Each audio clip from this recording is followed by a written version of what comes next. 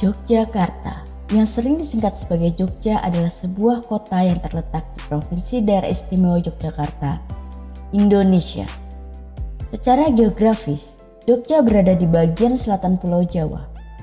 Kota ini terletak sekitar 580 km sebelah tenggara dari ibu kota Jakarta. Jogja memiliki topografi yang beragam.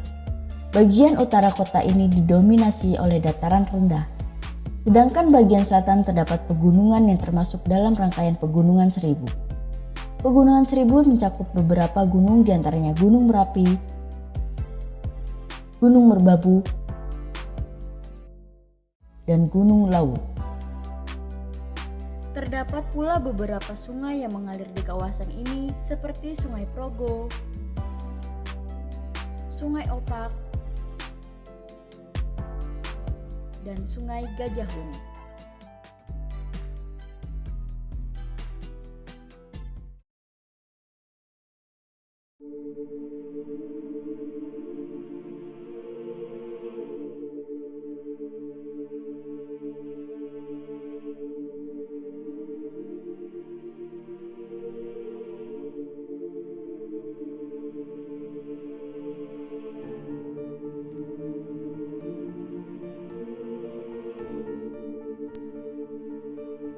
Situs Candi Sewu terletak di Duku Bener, Desa Bugisan, Kecamatan Prambanan, Kabupaten Klaten, Provinsi Jawa Tengah. Tidak hanya berdiri sendiri, Candi Sewu merupakan bagian dari kawasan Prambanan. Bersama-sama dengan Candi Bubrah, Candi Lumbung, Candi Gana, dan juga Candi Prambanan. Sewu yang artinya 1000 dalam bahasa Jawa adalah penyebutan lokal masyarakat tentang adanya candi yang berjumlah cukup banyak dan ditemukan dalam keadaan runtuh. Keseluruhan jumlah candi di situs Candi Sewu adalah 249 candi yang terdiri atas 1 candi induk,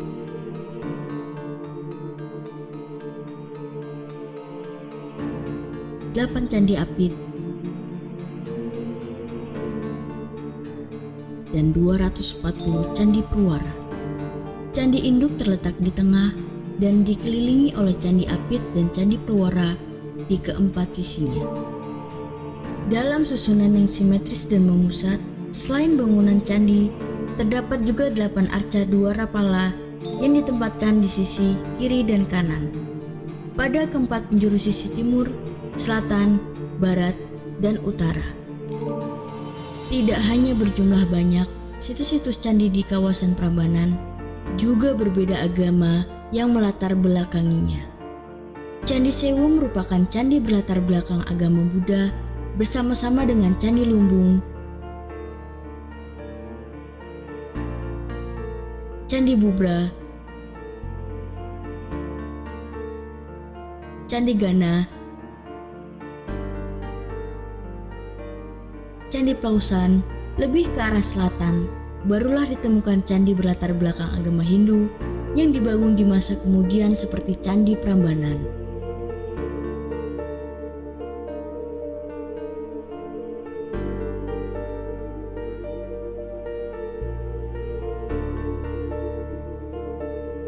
Belum diketahui siapa pertama kali menemukan situs Candi Sewu. Namun, di masa pemerintahan kolonial Belanda telah menyebutkan beberapa catatan tentang keberadaan Candi Sewu seperti sketsa yang dibuat oleh H.C. Cornelius, seorang insinyur Belanda, dan dimuat Thomas Stamford Raffles dalam bukunya History of Java. Sebagaimana bangunan-bangunan candi lainnya di Jawa Tengah, bangunan di situs Candi Sewu juga ditemukan dalam keadaan runtuh pada saat ditemukan. Banyak hal yang menyebabkan keruntuhan pada bangunan-bangunan candi, baik itu karena alam seperti gempa bumi, letusan gunung berapi, atau karena memang bangunan-bangunan candi tersebut telah ditinggalkan oleh pendukung budayanya. Ditemukan rusak seperti roboh dan tertutup material vulkanik setinggi 1,5 meter. Bisa dilihat sebelah utara ada tempat lebih tinggi 1,5 meter, itu menunjukkan bahwa itulah lahar. Jadi diduga gempa tektonik melanda Sewu, baru bencana Merapi meletus. Sejak ditemukannya kembali, pemerintahan kolonial Belanda telah melakukan berbagai penelitian dan juga pemugaran terhadap salah satu candi Purwara. Namun, di masa pemerintahan Republik Indonesia, barulah bangunan-bangunan candi di situs Candi Sewu mendapat perhatian besar. Hal ini ditandai dengan dimulainya pemugaran Candi Induk pada tahun 1981 dan baru dapat diselesaikan pada tahun 1993. Gempa 2006 cukup mempengaruhi kestabilan Candi Sewu. Dampak dari gempa itu adalah ada beberapa bagian candi yang rusak atau roboh jatuh ke tanah. Banyaknya artefak-artefak yang lepas dari susunan batunya, dan setiap sudut pintu ada rotan karena keretakan dampak dari gempa tersebut. Kalau konservasi nggak pernah berhenti dari pertama ditemukan dulu. Jadi pertama temukan. Kalau konservasi itu kan perawatan. Jadi batunya itu harus dirawat terus, kalau enggak ya lumutnya tumbuh terus. Sebetulnya yang lebih mahal itu rekonstruksi. Karena rekonstruksi itu melibatkan excavation penggalian, kemudian baru susunan percobaan, baru mulai ditambahin batu baru pengganti. Steknya banyak. Masih sama tapi dimungkinkan untuk menaruh batu pengganti karena rusaknya kan kena bencana alam, terutama gempa bumi. Ya logis kalau batu hilang banyak, batu rusak banyak. Dan itu dibatasin. Ada yang bilang 25% dari keseluruhan bangunan, ada yang bilang 30% dari keseluruhan bangunan. Ini yang bikin susah. Makanya Bapak tadi tunjukin kalau setiap batu pengganti harus dipaku pakai silikon atau timah hitam, sekedar untuk menunjukkan kalau batu pengganti harus ada tandanya. N.J. Krom dan W.F. Sutterhem adalah dua orang sarjana Belanda yang memiliki ketertarikan dan berusaha mengungkapkan awal dibangunnya Candi Sewu. Berbagai pendapat tentang masa pembangunan Candi Sewu akhirnya terjawab dengan penemuan prasasti Manjusrigaha pada tahun 1960. Prasasti ini kemudian dikaitkan dengan prasasti Klurak yang ditemukan di sekitar situs Candi Lumbung. Menurut Bohari, raja yang mengeluarkan prasasti Klurak adalah Rakai Panangkaran. Sedangkan dalam prasasti Manjusrigaha baris 9 hingga 10 disebut bahwa bangunan suci ini merupakan persembahan mulia Sri Nareswara yang telah menjelma ke alam kedewaan. Dengan demikian dapat dimungkinkan bahwa yang disebut sebagai raja dalam prasasti Manjusrigaha adalah Rakai Panangkaran yang telah meninggal di tahun 792 Masehi. Rakai Panangkaran adalah seorang raja besar yang memerintah kerajaan Mataram kuno dalam jangka waktu yang lama, yaitu kurang lebih 38 tahun. Sebagai penganut agama Buddha yang setia, Rakai Panangkaran telah membangun antara lain Candi Kalasan 778 Masehi dan Candi Sewu 782 hingga 792 Masehi.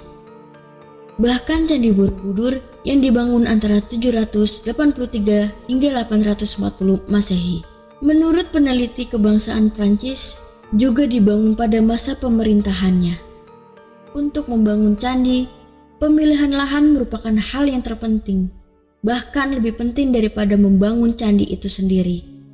Dalam kitab Manasara Silpa Sastra disebutkan tentang pentingnya bangunan suci dibangun di dekat air. Untuk membangun candi, sebelum candi didirikan perlu dipilihnya lahan dengan tata cara tertentu. Setelah tanah tersebut dipilih, harus dilakukan pengujian lebih dahulu, di antaranya dengan menggali tanah yang akan didirikan candi tersebut. Tanah tersebut galiannya dimasukkan kembali ketika tanah tersebut kurang berarti porositasnya tinggi, sehingga tidak disarankan untuk digunakan.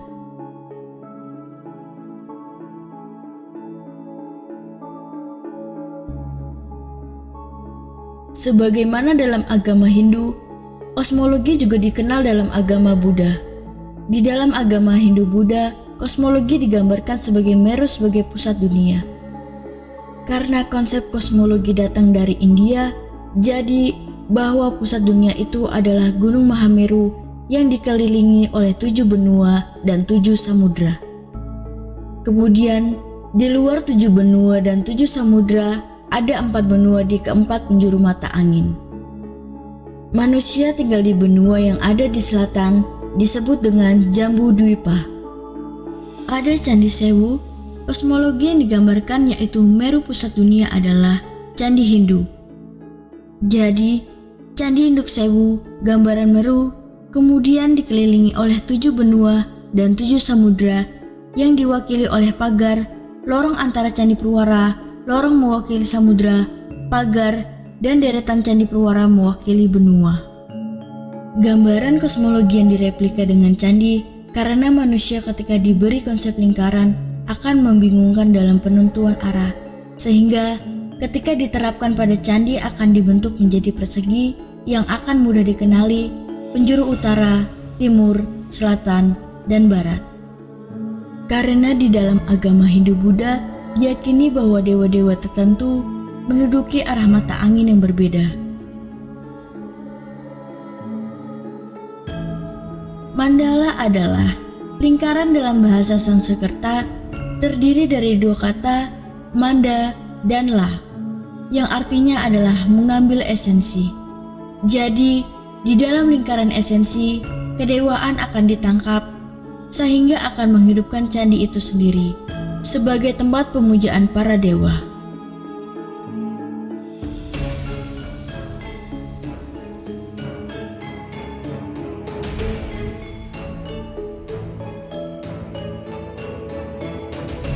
Candi Sewu, Candi Bubrah, dan Candi Lumbung menjadi satu kesatuan Mandala. Hal ini ditunjukkan dengan arah hadap Candi Lumbung dan Candi Bubrah yang menghadap ke timur. Berdasarkan tinggalan arkeologis dan jejak arsitektur yang tertinggal saat ini, diduga konsep mandala di Candi Sewu berubah di masa kemudian. Di dalam konsep mandala yang baru ini, Wairocana merupakan arca utama dan ditempatkan di dalam bilik utama Candi Induk, menggantikan Manjusri. Berdasarkan temuan-temuan inilah, kemudian diyakini bahwa terdapat beberapa periode pembangunan Candi Sewu.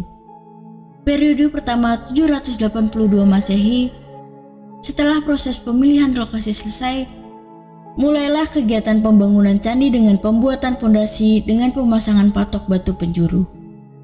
Keunikan lain pada pembangunan awal di situs Candi Sewu adalah penggunaan struktur bata merah yang menjadi inti atau benih dari bangunan candi. Keseluruhan pembangunan Candi Sewu pada periode pertama dinyatakan selesai ketika keseluruhan struktur bata merah tersebut kemudian ditutup oleh batu andesit dan menjadi asana atau tempat duduk arca, serta terakhir ditempatkannya arca Manjusri di kedudukannya. Periode kedua 782 hingga 792 Masehi, setelah pembangunan periode pertama selesai, barulah dilanjutkan dengan pembangunan selanjutnya, yaitu pembangunan keseluruhan bangunan.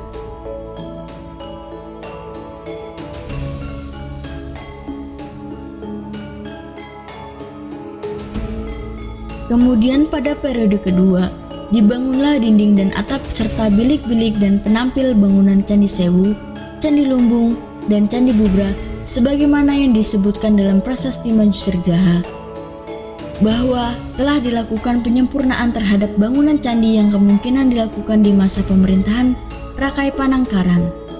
yang kemudian dilanjutkan oleh Rakai Panabaran, adik Rakai Panangkaran yang menggantikannya sebagai raja.